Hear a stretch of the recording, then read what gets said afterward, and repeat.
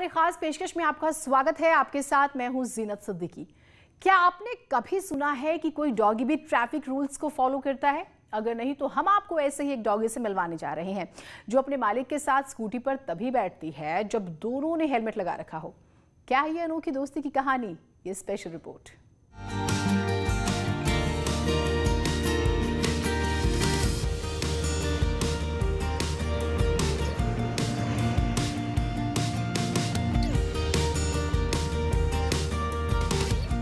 इनसे मिलिए, नाम है रानी, लेकिन इनकी पहचान सिर्फ इतनी भर नहीं है।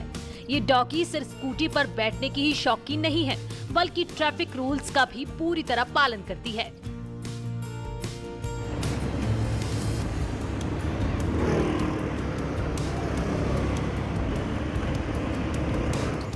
आपको सुनकर शायद हैरानी हो, ये कोई विदेशी हाइब्रिड डॉगी नहीं और ना ही इसका मालिक कोई संपन्न व्यक्ति है, लेकिन दोनों के बीच में जो प्यार और अपनापन है उसका पूरा देहरादून शहर कायल है।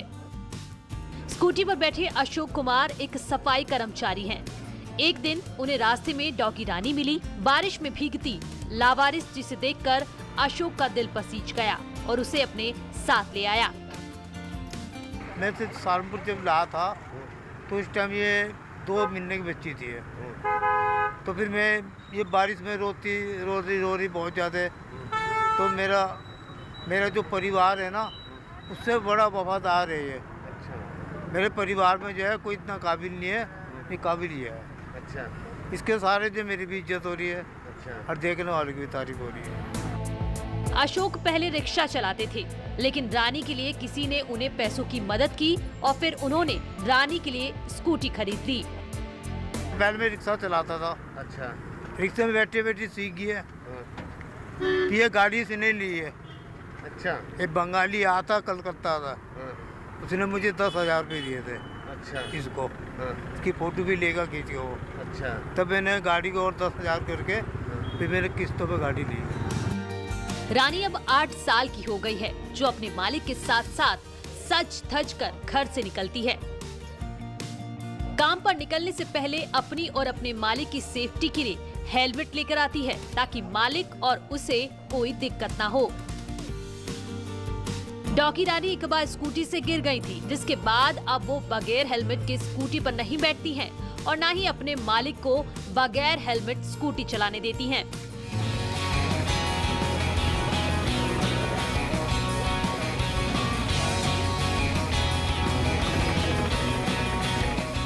रानी बचपन से ही स्कूटी पर बैठकर घूमने जाती हैं, लेकिन मालिक ने उसे ऐसी ट्रेनिंग दी है कि अब उसे ट्रैफिक नियमों का भी पूरा ख्याल रहता है।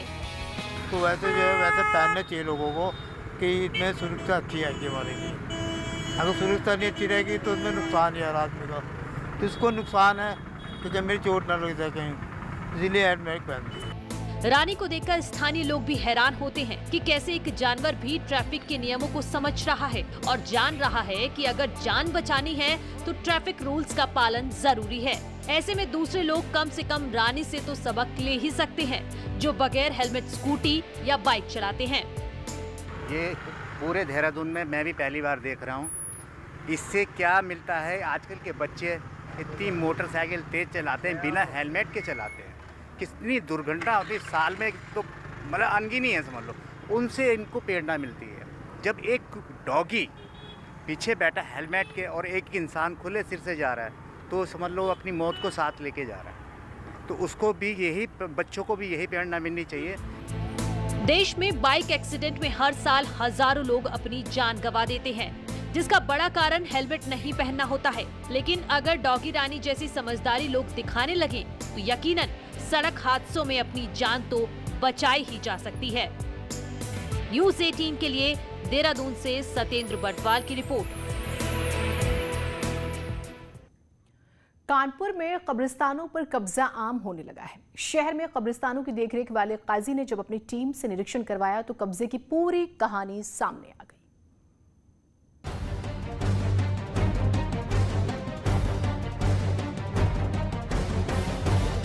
यह है कानपुर शहर का कब्रिस्तान। अब इस कब्रिस्तान में कब्र से ज्यादा जिंदा लोगों के लिए मकान बन गए हैं। यही नहीं, बिजली विभाग और जल निगम ने भी कब्रिस्तान में सुविधाएं दे दी हैं। बिजली पानी के साथ जब घर हो तो जाहिर है कि किराएदार भी मिलने लगेंगे। अब आप समझ गए होंगे कि शहर के कब्रिस्तानों के साथ क्या हो रहा है। जी हाँ, कब्रिस्तानों पर इंसानों का कब्जा होने लगा है। बसता है एक कब्रिस्तान के अंदर एक तकियादार होना चाहिए जो कब्र खोदे, लेकिन इन लोगों ने क्या, हर कब्रिस्तान के अंदर 10-10, 20-20 तकियादार हैं। फिर वो 100-100, 200-200 आदमी बसाए हैं। मैं जो है कमरों के, हर कमरे का वो किराया 2-2 हज़ार रुपए ले रहा है। इस तरीके से कब्रिस्तानों का वजूद खत्म हो जाएगा। मुस्लिम कब्रिस्तान नगर निगम का कब्रिस्तान है, आवामी कब्रिस्तान है, छेदी शाह कब्रिस्तान, तकिया हुजूरी शाह, जितने भी यहाँ कब्रिस्तान है, सारे कब्रिस्तानों के अंदर इन लोगों ने कब्जे कर रखे हैं। शहर के कब्रिस्तानों के निरीक्षण के लिए जब शहर के काजी ने अपनी टीम भेजी तो पता चला कि एक कब्रिस्तान में कब्र खोदने के नाम पर 200 से ज्यादा लोग रह रहे हैं। यही नहीं, कब्रिस्तान में दुकानें भी किराए पर दी गई हैं। कब्रिस्तान में कब्जा करके रहने वाले से जब हमने बात की तो सुनिए इनकी क्या दलील थी।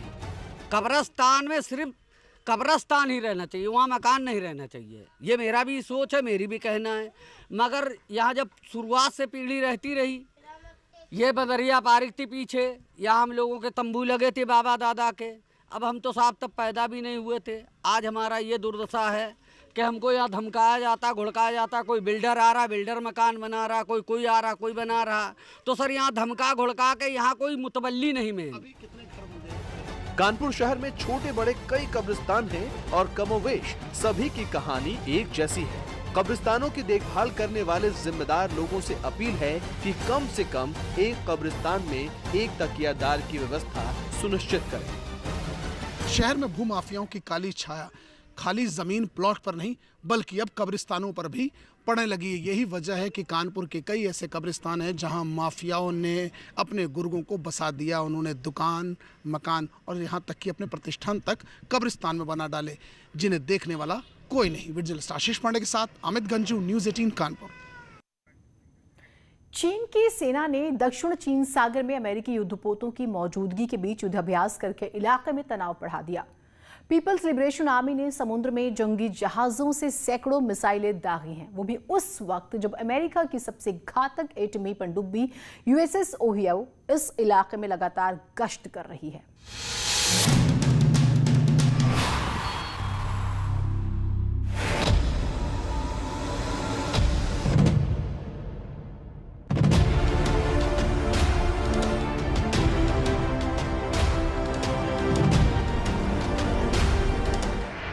समंदर में महायुद्ध की आहट।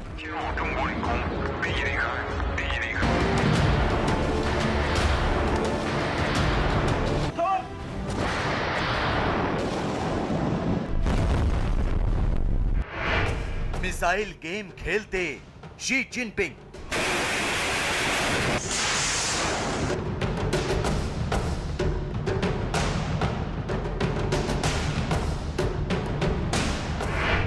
दक्षिण चीन सागर में बढ़ता तनाव।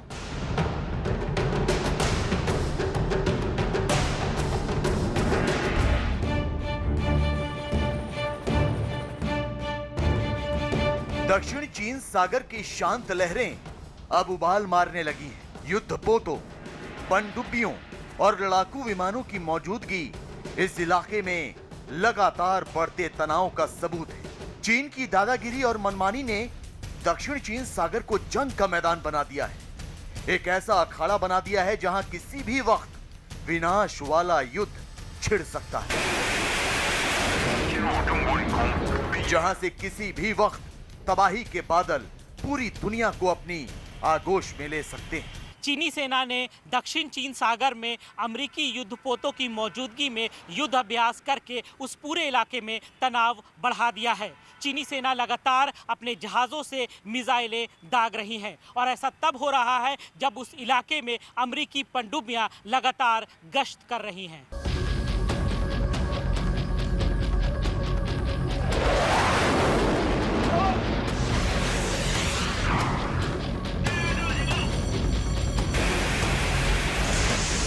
डोनाल्ड ट्रंप के बाद अमेरिका की सत्ता जो बाइडेन को मिली। चीन को उम्मीद थी कि जो बाइडेन थोड़ी नरमी बरतेंगे और दक्षिण चीन सागर में उसकी मनमानियों से मुंह फेर लेंगे, लेकिन हुआ उसके ठीक उलट। चीन के विस्तारवाद के खिलाफ अमेरिका पहले से कहीं ज्यादा आक्रामक हो गया।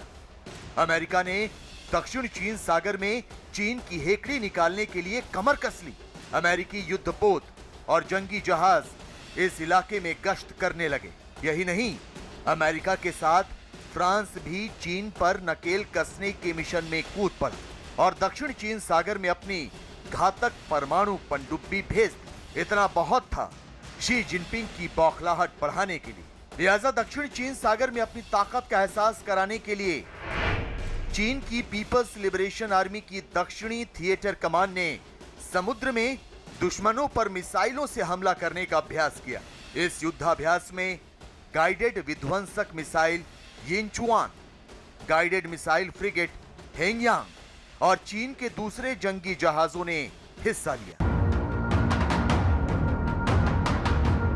सूत्रों से मिली जानकारी के मुताबिक चीन की नौसेना ने दक्षिण चीन सागर में युद्धाभ्यास के दौरान 100 से ज्यादा मिसाइलें दागी। तो इसे जंग की आहट इसलिए बताया जा रहा है क्योंकि दक्षिण चीन सागर में अमेरिका की सबसे घातक परमाणु पनडुब्बी यूएसएस ओहियो लगातार गश्त कर रही है। साउथ चाइना सी के अंदर चाइना बहुत ही जुटरी है, घबराया हुआ है।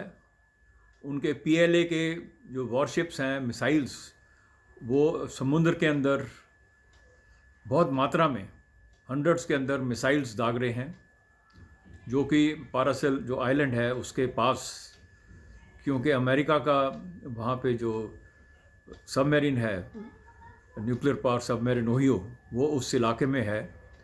तो इन लोगों को मैसेज देने के लिए कि हम कहीं किसी भी एक्सटेंट तक जा सकते हैं। चीन की सरकारी मीडिया सीसीटीवी के मुताबिक चीन सेना की दक्षिणी थिएटर कमान ने समुद्र में दुश्मनों पर मिसाइलों से हमला करने का अभ्यास किया। तो आपको बता दें कि चीन सेना की दक्षिणी थिएटर कमान ही दक्षिण चीन सागर में जल क्षेत्र की रखवाली करता है। चीन ने इस कमान को ताइवान, जापान और वियतनाम से निपटने के लिए तैनात किया हुआ है। दक्षिणी थिएटर कमान में 500 से ज्यादा अलग अलग तरह के युद्धपोत शामिल हैं। हालांकि साउथ चाइना सी स्ट्रेटेजिक सिचुएशन नाम के थिंक टैंक ने दावा किया है कि एक अमेरिकी टोही विमान ने पार्सेल द्वीप के पास चीन के जल क्षेत्र के करीब उड़ान भरी है। ऐसे में बहुत मुमकिन है कि चीन के तेवर और अमेरिका की आक्रामकता भविष्य में जंग की शक्ल ले ले।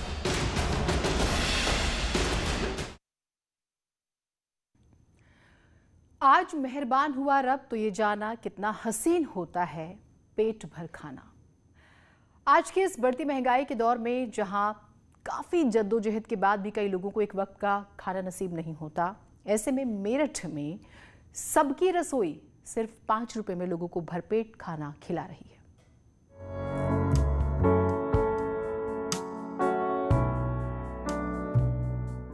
महंगाई के इस दौर में अगर हम आपसे सवाल करें कि 5 रुपए में आप क्या खरीद सकते हैं, तो शायद आपका जवाब हो 5 रुपए में तो मात्र 5 टॉफ़ी ही मिलेगी।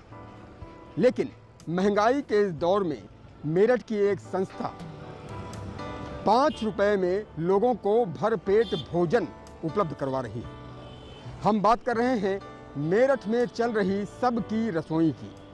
सबकी रसोई में जो भी आता है वो मात्र 5 रुपए में ही भरपेट भोजन करता है। मेरठ की इस रसोई की नींव आज से 3.5 साल पहले डॉक्टर SK सूरी ने रखी, जिसका मकसद सभी को भरपेट भोजन मुहैया कराना था। डॉक्टर सूरी अपने इस नेक काम का श्रेय अपनी नानी को देते हैं। 11 काउंटर्स हो गए हैं। 3.5 वर्ष पहले आपने ये शुरुआत की थी, ये नेक शुरुआत की थी। इस नेक शुरुआत के पीछे मकसद यही है कि लोगों का पेट भरे। मेन मकसद यही है, मेन मकसद ये, कोई प्रॉफिटेबिलिटी का सोच नहीं थी। पहले दिन से शुरुआत करी थी, पहले दिन से हम खा रहे हैं। इतना ही नहीं, कोरोना काल में भी लॉकडाउन के दौरान डॉक्टर सूरी की संस्था ने हर रोज करीब 2000 लोगों को फ्री में खाने के पैकेट मुहैया कराने का काम किया। नहीं, जब तक रहा लॉकडाउन और तब तक हमने उनको फ्री दिया।